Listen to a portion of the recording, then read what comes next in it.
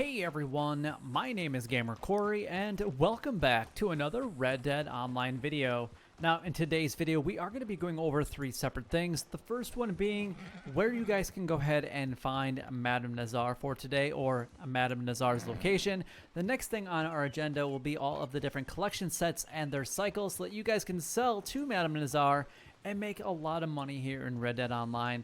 And then last but not least, we're going to go over all of the daily challenges, including all the daily general and all the daily role challenges in extensive detail so that you guys can go ahead and make as much gold here in Red Dead Online. So we're going to make money and gold in today's video. So anyway, let's go ahead and get started. Show you guys exactly where you can find Madame Nazar for today. She's going to be way up north in Roanoke Ridge area. So your quickest fast travel location will be in Ansburg for today. Then just make your way up to this location and you guys will be able to find her easy peasy. But if this is the only thing that you guys came here for today, then don't forget to like, comment, and subscribe down below. It would help me out a lot and is greatly appreciated. Also, don't forget to leave a like on the video because if it helped you out, it could help out somebody else. It shows your support to the channel, and honestly, it tells me that you want me to continue making these videos for you, because without your support, these videos aren't possible. All right, so let's go to move on to the next thing on our agenda, which is going to be the collection sets and their cycles. But quickly, I just want to talk a little bit about live streaming. I do live stream multiple times a week, but my set schedules are Monday, Wednesdays, and Fridays. If you guys are looking for those times, make sure that you guys check out my website, which is gamercorey.com. I do live stream on other days besides just the days that I previously mentioned, and in order to basically get notified when I do go live with those times is to be subscribed to the channel with all bell notifications on, so that way you guys can partake in whatever game that we are playing, because we do play a multitude of different games here on the channel. And maybe something you might learn about a new game, or maybe it's something that you've always wanted to try, you want to learn more about, whatever it might be. So definitely come in. It's a great time. We have a great time. Just you guys can ask questions and interact with me and things like that. And I try to answer, honestly, as many questions as I possibly can. But anyway, let's go ahead and move on to the next thing, which is going to be the daily collections and their cycles. Now, personally, I like to start with the coins or the lost jeweler just because you do make the most amount of money. Now, just keep in mind that today is going to be the last day that you guys will be able to get the bonus on the bird eggs and also the arrowheads. So if you guys are looking forward to getting some additional money with those, then today is it. Today is it, my friends. So definitely make sure that you guys get that one done today. I mean, you have two sets, two cycle sets, technically, because the switchover is, 5 hours prior to me doing these videos, so that is always possible. But the coins and the lost jewelry do require you guys have the metal detector and also the field shovel. So coins are going to be a part of cycle number 4 for today, and the lost jewelry will be a part of cycle number 1.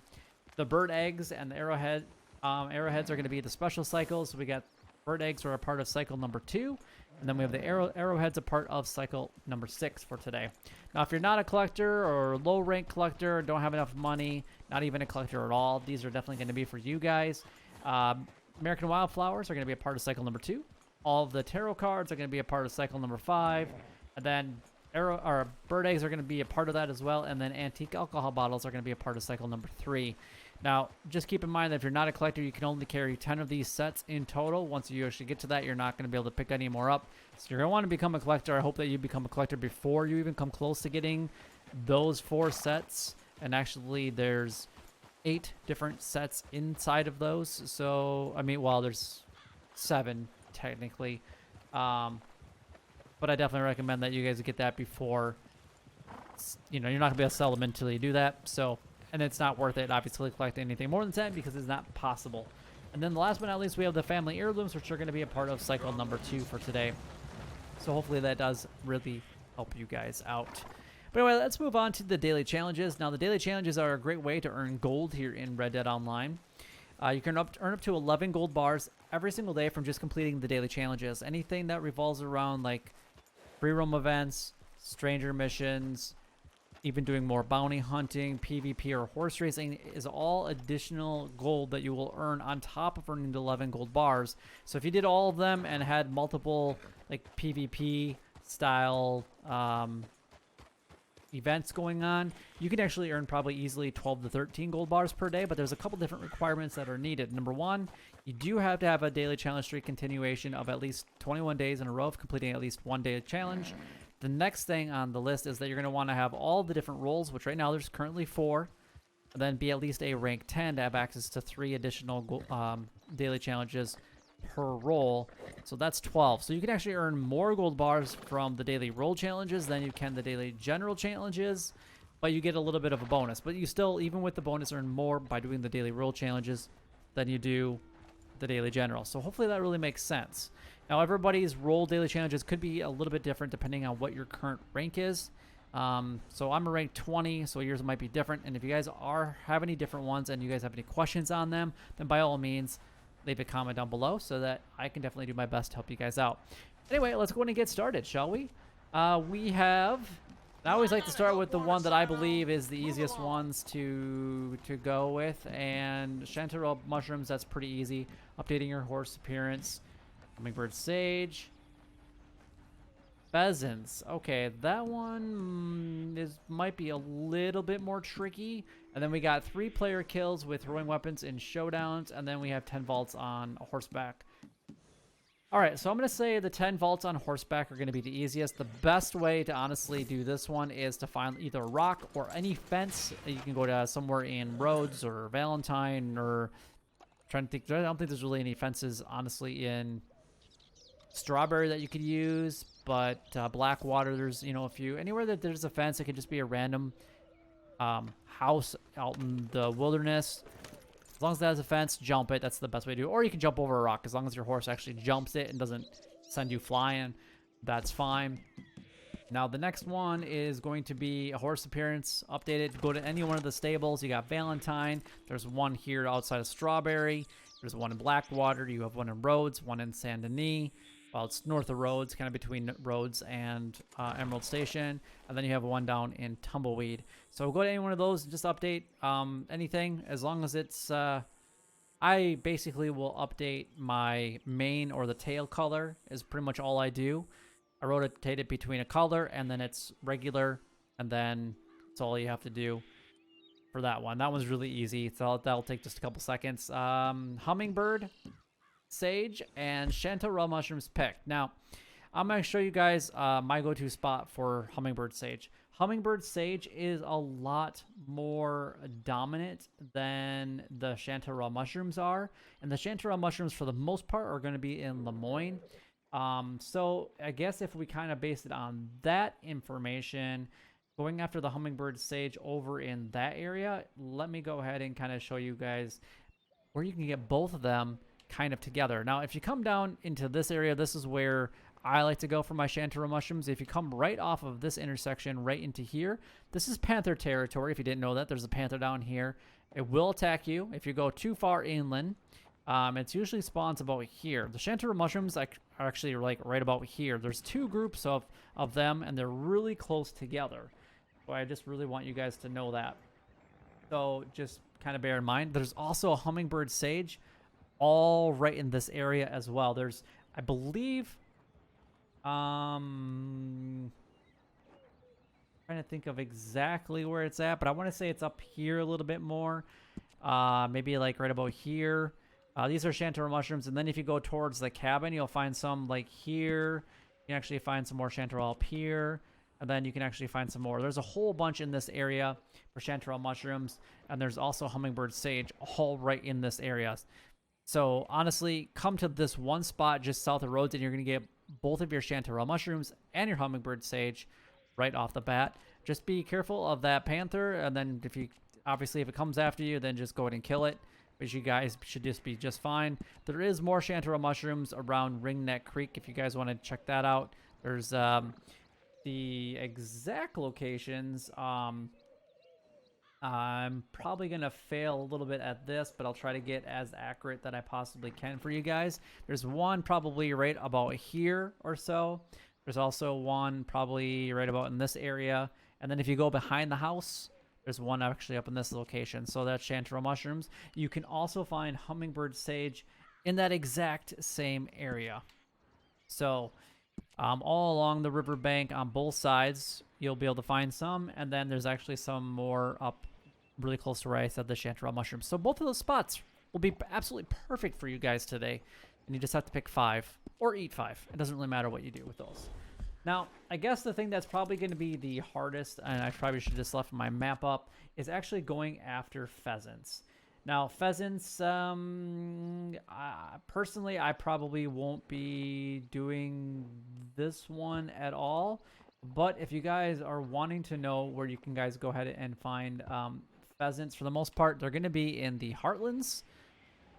For the most part, you can find some outside of Valentine in this general area. They're typically in behind Valentine to the west. Otherwise, if you guys come over towards the actual heartlands and by heartland overflow and actually search in like this area, these are the more common areas that you guys can find some pretty much between the oil fields and the heartland area.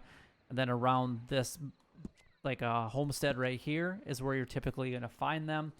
You can find some going north towards Moonstone Pond. And sometimes you can even find them like right around the heartland overflow. But that's kind of the general area that you guys want to be in. I really hope that helps you guys out.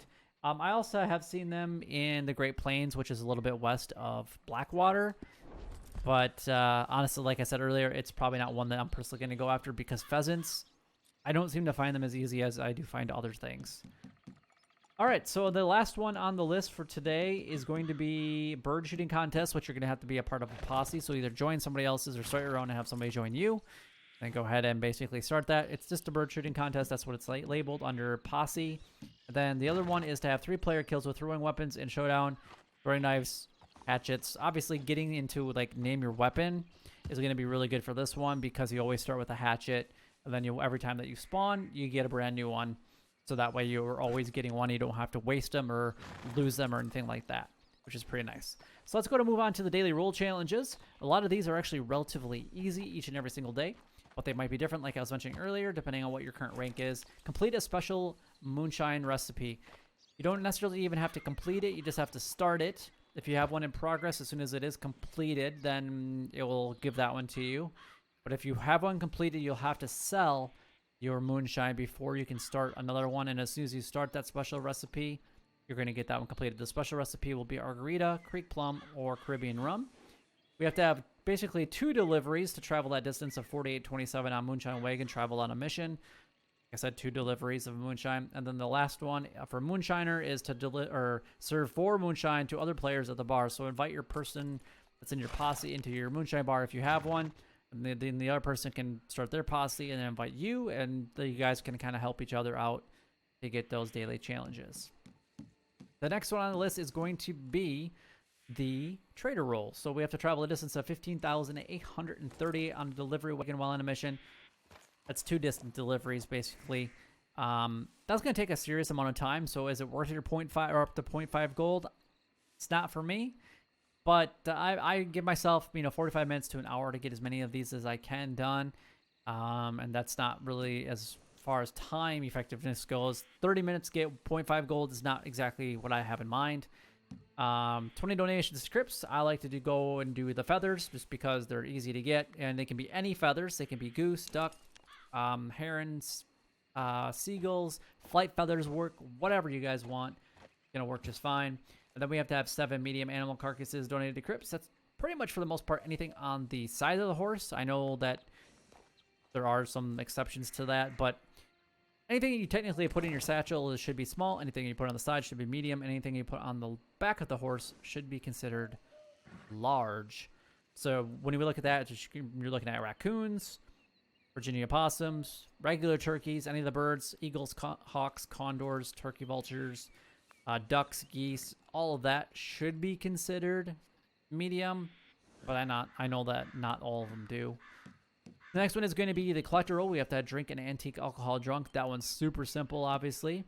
We have 3 arrowheads found. So if you guys are collecting arrowheads for the extra bonus for today, that's awesome for you guys.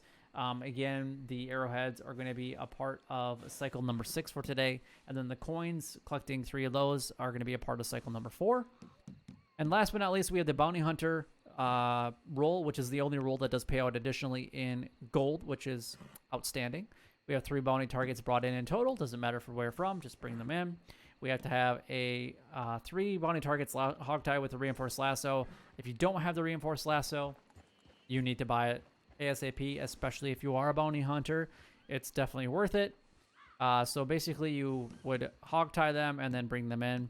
And then you have to do either a hard or legendary bounty mission completed. I prefer the legendary bounties just because they're a little bit more exciting and fun than just doing a regular old normal bounty hunting mission or bounty board. But anyway, that is all the daily challenges done, gone over, and covered. If you guys do have any questions regarding any of these, then by all means, leave a comment down below because I'd love to be able to help you guys out because that's what this channel is designed to do, just to help you guys out if you guys are new or maybe you guys just need to know something, some bits and pieces of information, whatever it might be. I've been playing this since day one. But if you guys did enjoy the video or found it helpful in any way, then don't forget to like, comment, and subscribe down below. It would help me out a lot and is greatly appreciated. But until next time, YouTube, you guys keep doing what you're doing because you're already doing it. And you guys, stay gaming.